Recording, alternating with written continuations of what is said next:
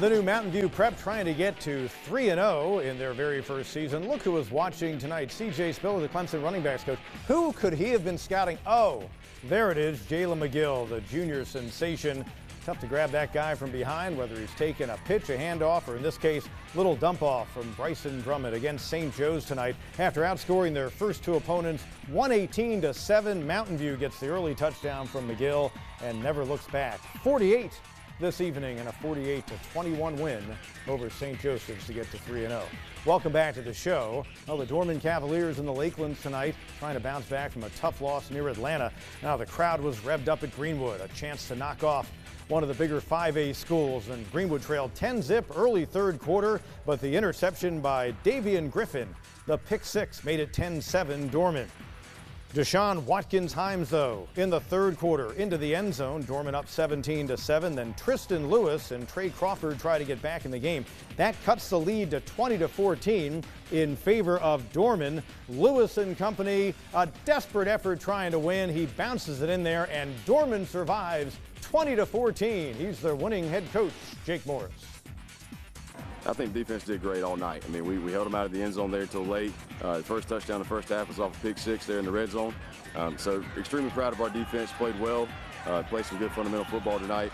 To get a win here and coming off what we had last week and get some positive momentum here going into our bye week before we start region play, that's big for us. Greenwood had ended a 7-game losing streak to Dorman when they beat them last year. Cavs get their revenge this evening. Really intriguing matchup at JL Mann. Jeff Brewster and the number 2 team in 4A, the Daniel Lions, trying to extend their regular season winning streak to 48 straight. Brody Kahn, one of the best linebackers in the area with the stop.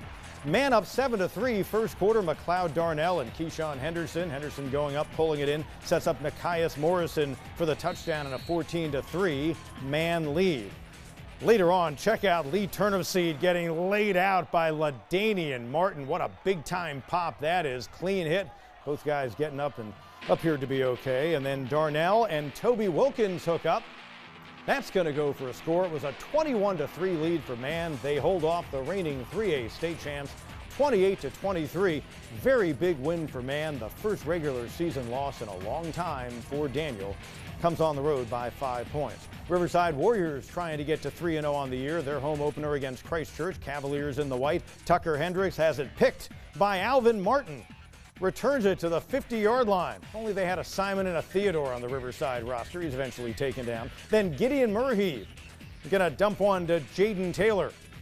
Taylor runs under it. He's headed to the house, and Riverside cruising on a 3-0 start. They're trying to get to a 4th straight playoff bid this year. For the first time since the late 80s, Christ Church was 0-2 for the first time since 18. They're 0-3 for the first time since 2005. Hillcrest and Greer, a Yellow Jackets team, trying to get things turned around. Well, the Rams are a tough customer to do that against. At Dooley Field tonight, home of the Jackets, Caleb Sutton busting out of the backfield. Tough to stop when he gets in the open field. That's a 25-yard touchdown run. Hillcrest built the lead in the third quarter to 28-14. Out of the Wildcat, Kobe Rouse, or I should say out of the Wildcat, Greer stopping Hillcrest, and then Kobe Rouse and Greer try to get down the field, but it's not enough as the Yellow Jackets are denied 28-21. Another tough loss against a good team.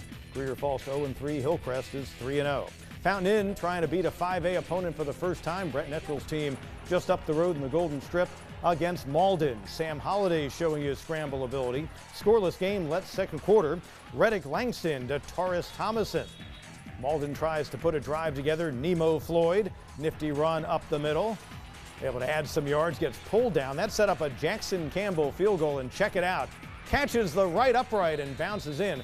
Malden led 3-zip at the break, but Fountain Inn rallies with 12 unanswered points.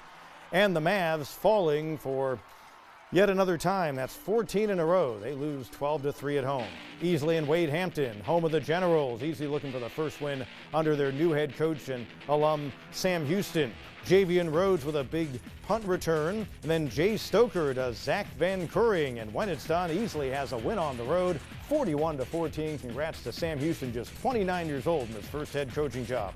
Woodruff and Emerald, couple of 2-0 teams. Home opener for the Wolverines, trying to make it 9 straight in the series. Emerald's KD Abney going to get in for the score, make it 41 21 in favor of Woodruff, and then Cass Green for the Woodruff score. And the Wolves are 3-0 for the first time since 2018.